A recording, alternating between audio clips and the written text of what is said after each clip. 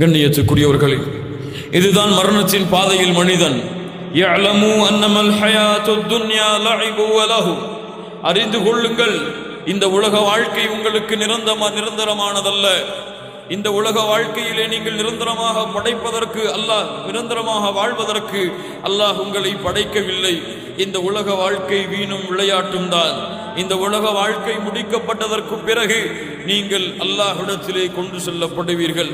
கண்ணியத்துக்குரியவர்களே, மரணத்தை நினைவு கூறுங்கள், மரணத்தை நினைத்து பாருங்கள்.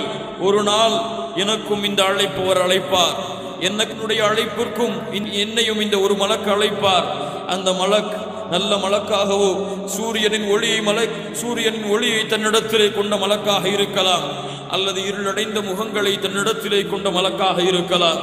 இந்த இருவரில் ஒருவர் என்னை சந்திப்பார், என்னிடத்திலே சொல்லுவார், அல்ல உயிரே, அல்லாஹ்வுடைய வணக்க வழிபாடு